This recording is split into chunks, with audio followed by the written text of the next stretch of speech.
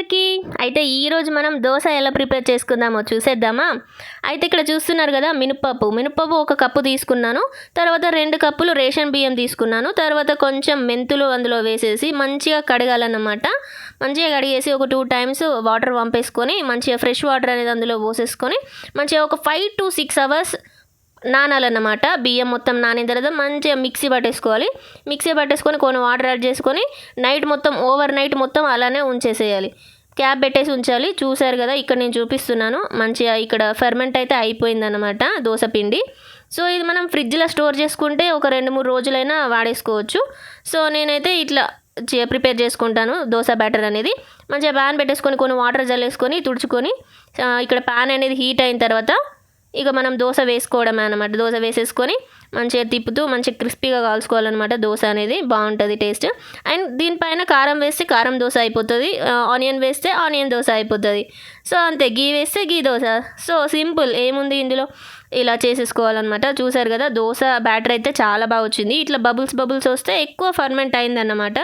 చూసారు కదా వీడియోలో. మనం ఎప్పుడైనా ఇట్లా సిమ్లో పెట్టేసుకొని మంచిగా దోశ ఫస్ట్ వేసేటప్పుడు సిమ్లో పెట్టేసుకోవాలి. తర్వాత హై ఫ్లేమ్లో పెట్టేసుకొని కాల్చుకోవాలన్నమాట దోశ అనేది.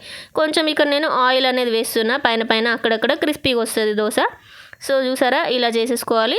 ఒకవేళ మీకు సాల్ట్ యాడ్ చేసుకోవాలనిపిస్తే ముందే దోశ బ్యాటర్లో సాల్ట్ అనేది యాడ్ చేసేసుకొని వేసేసుకోండి. లేదా చట్నీకి ఉన్న సాల్ట్ సరిపోతుంది అనుకుంటే పల్లి చట్నీ లేదా టొమాటో చట్నీతో సర్వ్ చేసుకోవచ్చు. ఇట్లా మంచిగా నేను కారం పొడి చల్లుతున్నాను అనమాట. లేదా వెల్లుల్లి కారం ఉంటుంది కదా మనం ప్రిపేర్ చేసుకున్నది, అదైనా దీని మీద వేసేసుకొని మంచిగా చేసుకోవచ్చు. లేదా మన దగ్గర మ్యాంగో పికిల్, టొమాటో పికిల్ ఉంటాయి కదా, అది కూడా ఈ దోశ పైన వేసేసి మంచిగా స్ప్రెడ్ చేసేసుకొని అట్లా కూడా చేసేసుకోవచ్చు.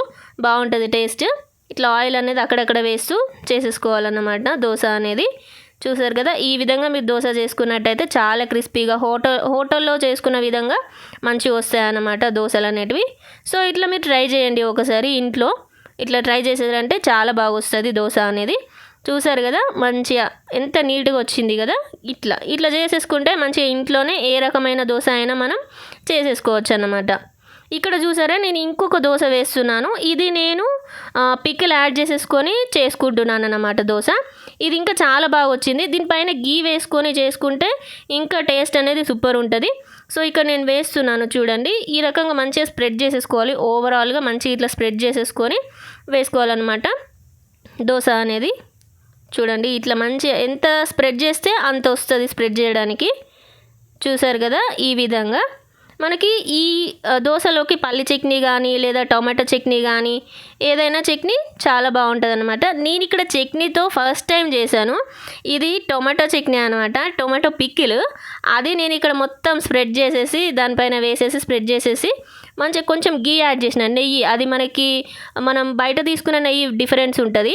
అండ్ ఇది ప్యూర్ నెయ్యి అన్నమాట. మనం బయట షాప్లో కాదు, ఇట్లా వేరే వాళ్ళ దగ్గర ప్రిపేర్ చేసిన నెయ్యి తీసుకుంటే అది ఇంకా చాలా టేస్ట్ ఉంటుంది. ఇట్లా మొత్తం ఓవరాల్గా ఇట్లా అప్లై చేసేసుకొని ఫస్ట్ కారం దోశ వేసాను కదా, అది డిఫరెంట్. ఇది పికిల్ తోటి చేసిన దోశ, ఇది బాగుంటుంది. ఇంకా పికిల్ని ఇట్లా టమాటా చట్నీని ఇట్లా మొత్తం స్ప్రెడ్ చేసుకొని గీ వేసాను. గీ వేసి మంచిగా రెడ్గా కాల్చుకొని ఇట్లా వేరే వైపు ఇట్లా తిప్పుకొని చేసేసుకుంటే సూపర్ ఉంటుంది టేస్ట్. ఇట్లా ఒకసారి ట్రై చేసి చూడండి. నేనైతే ఇట్లా చేసిన, నాకైతే నచ్చింది. మీకు కూడా నచ్చినట్టయితే లైక్ చేయండి, షేర్ చేయండి అండ్ సబ్స్క్రైబ్ చేసుకోండి. Thank you for watching this video. And ఇలాంటి మరెన్నో వీడియోస్ కోసం ఛానల్ని సబ్స్క్రైబ్ చేసుకోండి. Thank you for watching. Bye bye. ఇదన్నమాట ఈరోజు దోశ స్పెషల్. Thank you.